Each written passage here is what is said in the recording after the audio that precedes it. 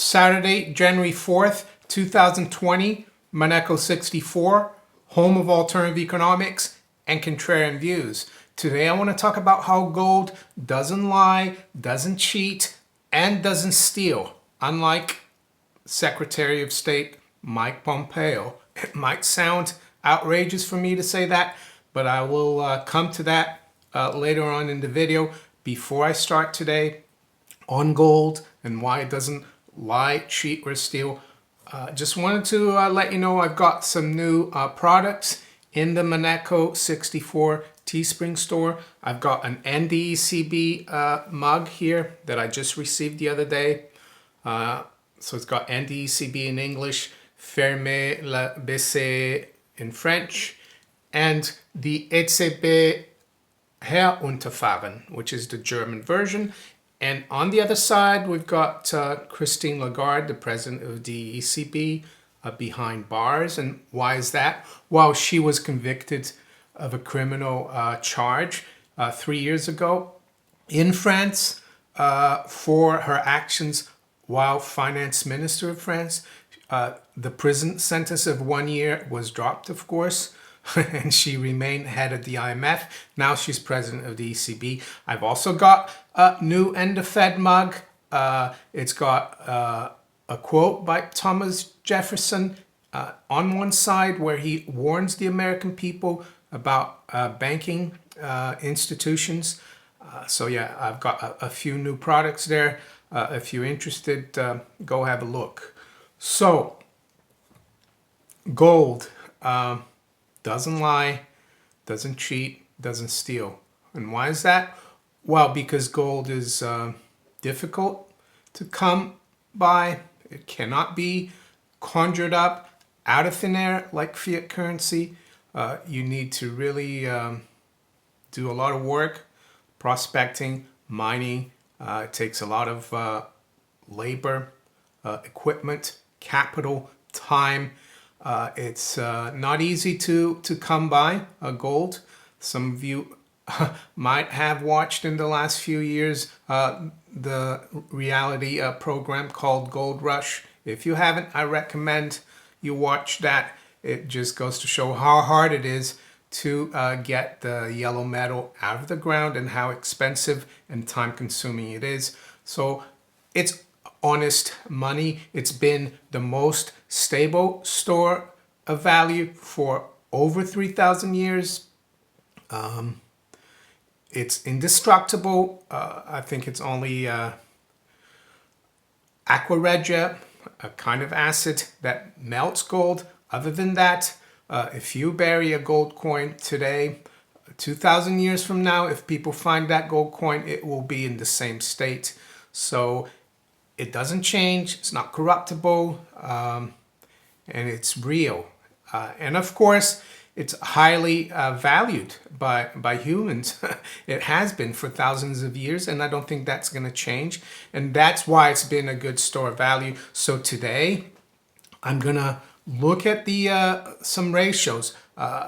First, the Dow Gold ratio, and then I'm going to look at some ratios for the UK stock market. It isn't as simple because the Footsie 100 index only started out in 1984, but I will also look at the Footsie All Share Index, which has been running for almost 100 years, and try to show you that actually the stock market hasn't been doing well in real terms, in honest money, since the year 2000. And how I think, and how in gold the stock market already topped and is already going down. Don't forget, during the 1929 crash, the dollar was as good as gold. So the move in the stock market was against gold. So I think a lot of people are missing that. They need to keep their minds outside the fiat dollar paradigm, always checking the price of the Dow in Federal Reserve notes. And granted, I think it could go higher, but we need to look at the stock market, which is a reflection of general business health of a country. or corporate health, we need to look at it against real money. So let's start out with the Dow Gold ratio, and charts are always a good place to go. The Dow Gold ratio, of course, is how many ounces of gold you need to buy one Dow Jones Industrial Index. I've got a long-term chart here from the early 80s when that ratio was around 1 to 1. The Dow was around 800. Gold got up to like 887. So that was when the system was reset. When Volcker came in and let interest rates rise, the system reset down to 1. The reset had been happening, or correction, if you want to call a reset a correction, had been happening since 1966 when the Dow Gold ratio reached around 26. So it took about 14 years for the reset to complete. That's why I've told people in the past that the reset is not going to be a one-off event. It's been happening. In my opinion, it's been happening since 2000. So you can see the stock market did very well versus gold all the way to 2000. That ratio reached around 45. So you needed 45 ounces of gold to buy one Dow Jones Industrial Index. Price of gold was around 250 then, and the Dow got up to like 11,700. As you can see, ever since we've been correcting lower, we've been resetting. We got down to around 6 in 2011. We've had a counter trend rally in this Dow Gold ratio, but I think we're forming a top now. So with that, I'm going to show you a medium term chart, and it should tell you why I think we're forming a top. In the medium term chart here, it doesn't go back as far as the early 80s. You can see that we're forming a kind of top, head and shoulder top. You can see that the Dow Gold ratio actually topped towards the end of 2018. So that's the top for me in real money of the stock market. So now I'll show you a shorter term chart so you can see where we are in that head and shoulder formation. I've said recently that I think momentum was being lost in this Dow Gold ratio just above 19. And as you can see here, we closed almost at 18 yesterday. We saw a big move by gold yesterday. It was encouraging that it actually, after the COMEX close, it actually went up and closed above 1550. I know silver lagged behind, but I think silver will catch up eventually. I have said many times in the past that in a normal precious metals bull market, silver outperforms, and I think silver will. I think the reason it's lagging right now is because this is more of a monetary bull market. This is a market, precious metals or gold market at least, that is more based on gold's quality as money. And that's why gold is outperforming silver at the moment. Silver, of course, has monetary qualities, but it's also much more of an industrial metal than gold. So that's how I see the Dow Gold ratio. I think we're going to continue lower. There's still a lot of room on the downside. I've said in the past that we need to be near 1 for the reset to be completed. And I've said that I don't know at what prices the Dow and the price of gold will be in terms of fiat dollar when that ratio reaches 1 to 1. But you will know it's 1 to 1, whether it's at 30,000, whether it is at 1,000 or 15,000 or 5,000. So how long is this going to take? I think it's not going to happen overnight. It's not going to happen in 2020, but I think it's starting now. As you can see here, the top in the shorter term chart, that was towards the beginning of 2019, towards the end of 2018, exactly October 2018. So I think this is going to take a few more years until we reach that reset bottom, or the bottom of the correction of paper assets versus real money, i.e. gold. So now for my UK viewers, I've done a little bit of research here. It's not as easy to get Footsie gold ratio charts. And the other thing about the Footsie 100 index, it started out in 1984. So it doesn't go back as far as 1980, for example. But I've looked at the Footsie All Share Index, which started out in the 20s. So it's been around for a while. And first of all, I want to look at the Footsie gold ratio since the end of 1999, a little bit like I did with the Dow gold ratio. So on 30th of December 1999, the Footsie closed at 6930.2 or 6,920.2. The price of gold settled in pounds, and this is from the LBMA data, settled on that day, 30th of December 1999, at 179 pounds and 61 pence. So that ratio was almost at 40. It was 38.58. Right now, December 31st, 2019, the Footsie settled, finished the decade or 2019 at 7,542.44. Gold settled at 1,157.78, so almost 1,000 pounds higher than 20 years before. That ratio was at 6.5145. So it's dropped quite a bit from around 38.5 to 6.5.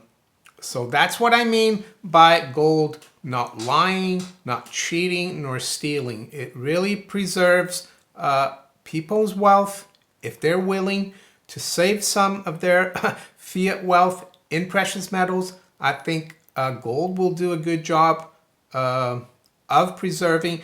Gold is not going to lie or cheat or steal about real value. Yes, of course, sometimes in the short term, the bullion banks, the central banks, they're able to manipulate the value of gold, but they can't do it forever. And you can see by the long-term levels that they're not succeeding. So for the Footsie, I went back to 1984. It's not 1980 because that's when the Footsie was created. The Footsie 100 index, that is, 3rd of January 1984. And it started out at 1,000. And the price of gold on that day, the LBMA fixing, was 267 pounds and 8 pence.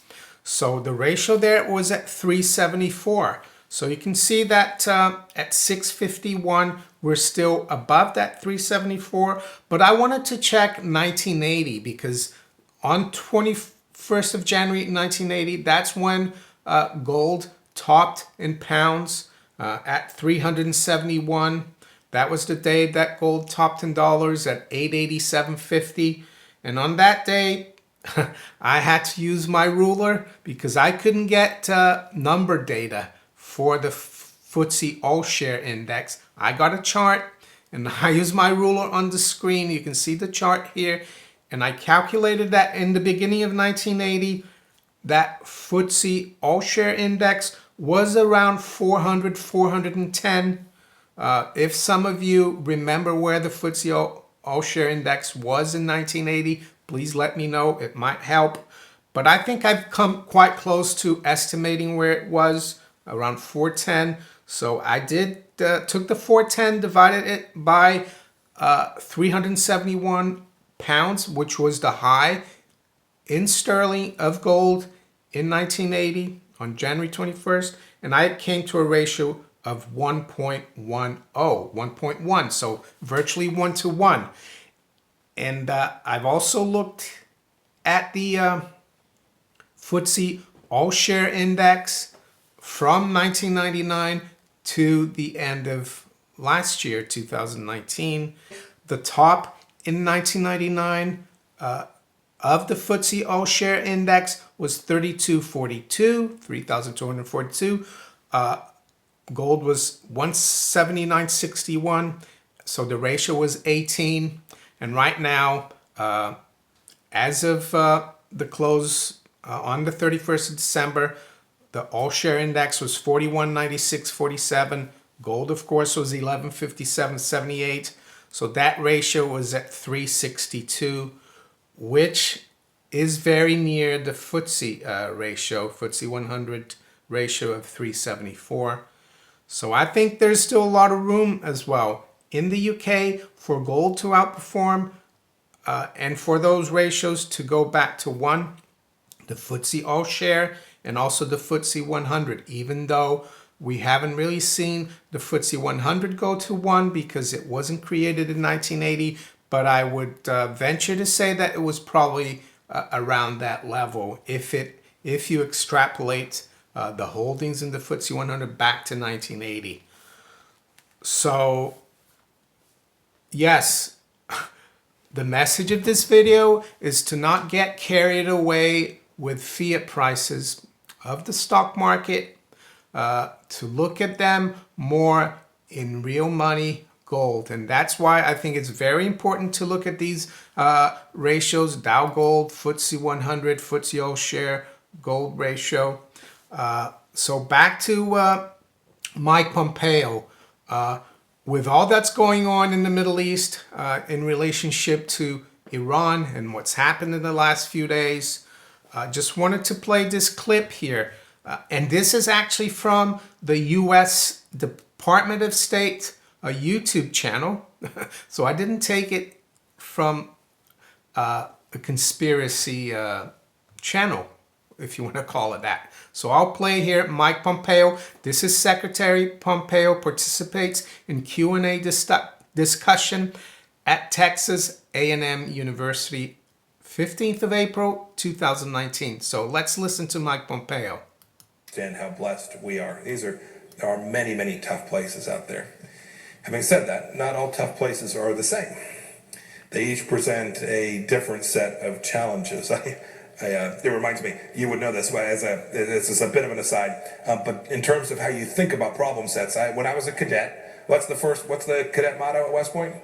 You will not lie, cheat, or steal, or tolerate those who do. I was a CIA director. We lied, we cheated, we stole. It was like we had entire training courses.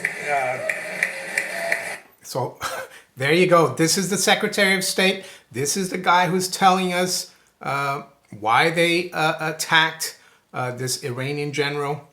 And then we have also President Trump. And I'm not only blaming President Trump, who takes foreign policy advice from Henry Kissinger. And I'm not making this up. You can see here, President Trump meets with Henry Kissinger in the White House, October 2017. Trump meets with Kissinger. Then you've got another story here from Axios.com. Trump meets with Kissinger for the third time. President Trump sits with Dr. Henry Kissinger in the Oval Office last October. And Donald Trump even tweets out, I will be meeting with Henry Kissinger at 1:45 p.m. We'll be discussing North Korea, China, and the Middle East.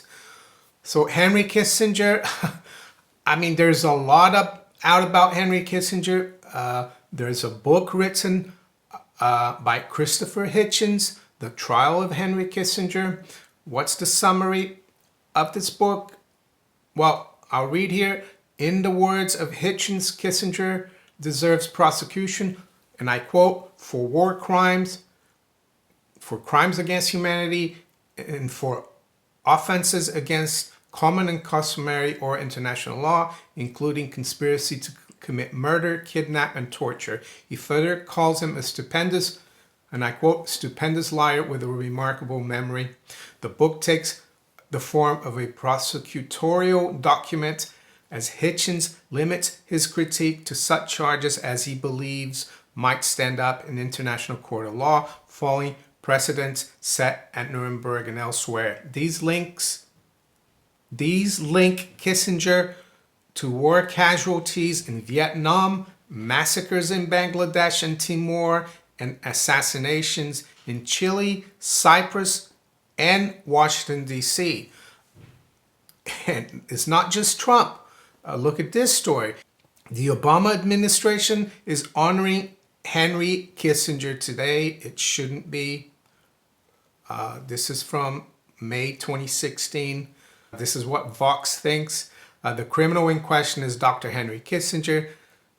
Has never been charged, but the evidence that he aided and abetted war crimes during his time in the White House advising Richard Nixon and Gerald Ford is well established and overwhelming.